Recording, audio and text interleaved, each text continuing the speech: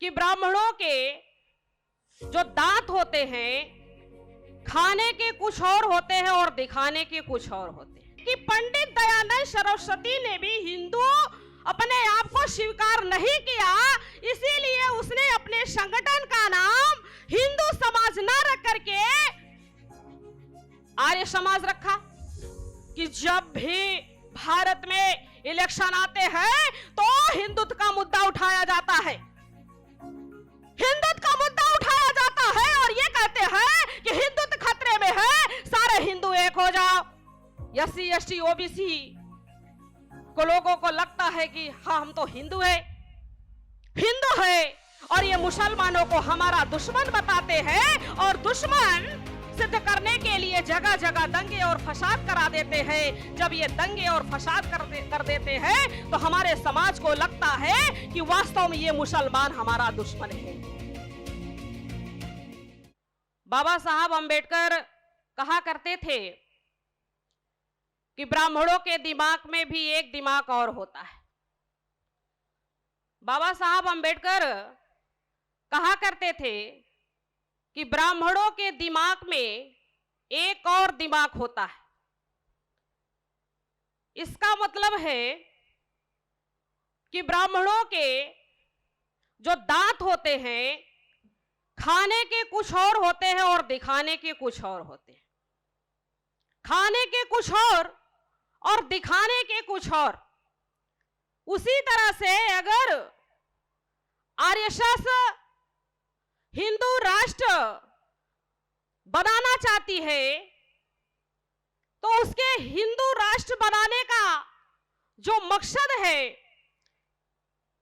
वो मकसद इस देश के जो एससी एसटी ओबीसी और हमारे समाज के लोग हैं उनको हिंदू बनाना, हिंदू बना करके उनका इस्तेमाल करना, इस्तेमाल करके बहुमत हासिल करना और बहुमत हासिल करके ब्राह्मण राज स्थापित करना, ये उनका मकसद है। यानी कि ये उनका दिखाने वाला दांत है, खाने वाला दांत नहीं है, दिखाने वाला दांत है।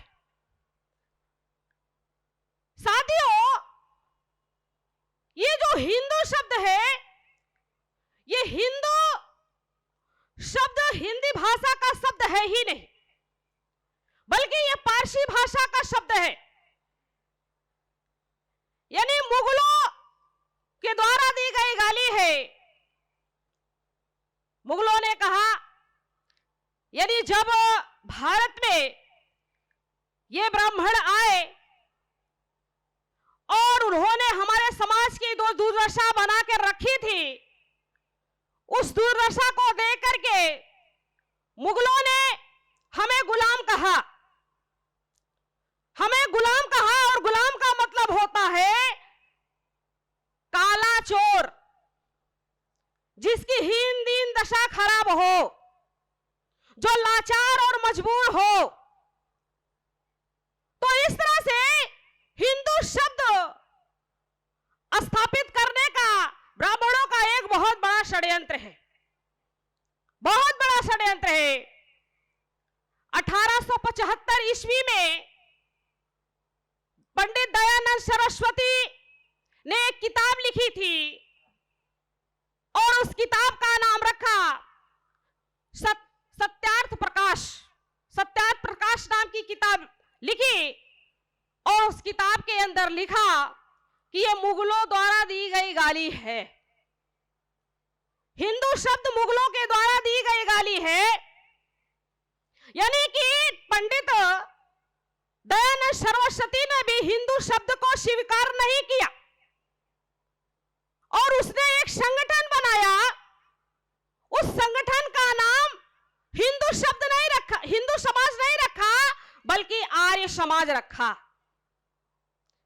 यहां पर सवाल यह खड़ा होता है कि पंडित दयानंद सरस्वती ने भी हिंदू अपने आप को स्वीकार नहीं किया, इसीलिए उसने अपने संगठन का नाम हिंदू समाज न रख करके आर्य समाज रखा। आर्य समाज रखा। यह बहुत समझने की बात है साथियों।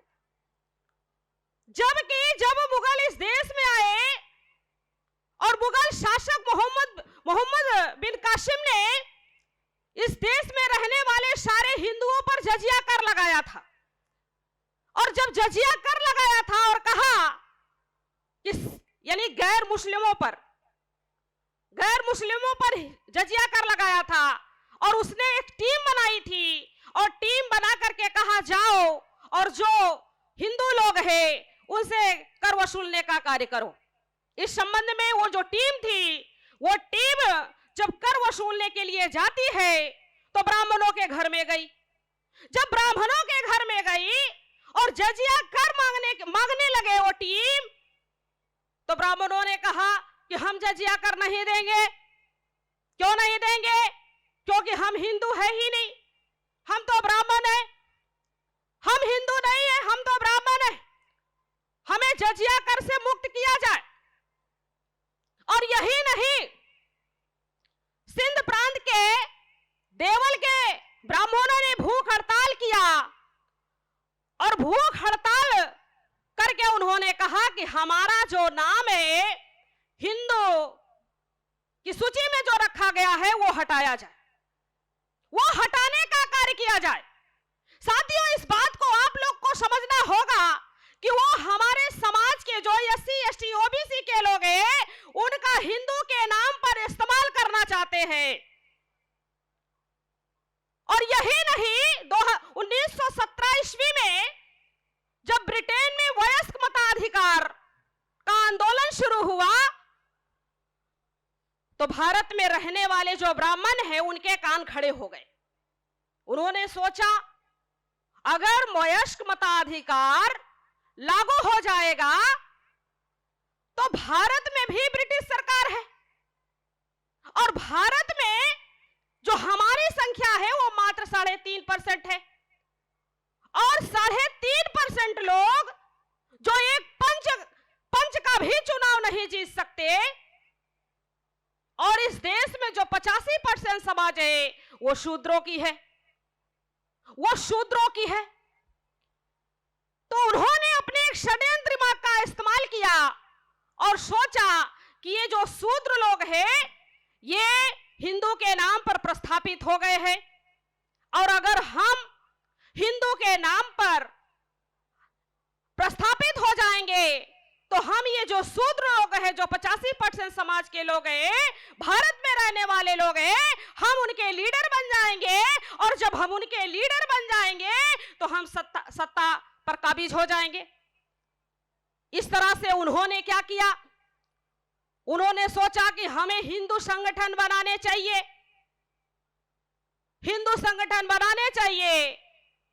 और 1922 में हिंदू महासभा का संगठन बनाया, और 1925 में आरएसएस का निर्माण किया। 1925 में आरएसएस का निर्माण किया, और निर्माण करने के बाद वो भारत में जो रहने वाले एससी एसटी ओबीसी के लोग हैं उनको कहने लगे कि गर्व से कहो हम हिंदू हैं, और हमारे जो लोग हैं वो गर्व से कहने लगे हम हिंदू हैं। यानी हिंदू हिंदू बोल करके वो हमारे समाज के जो हजारों सालों से वंचित लोग थे उनको गुलाम बनाने का काम किया,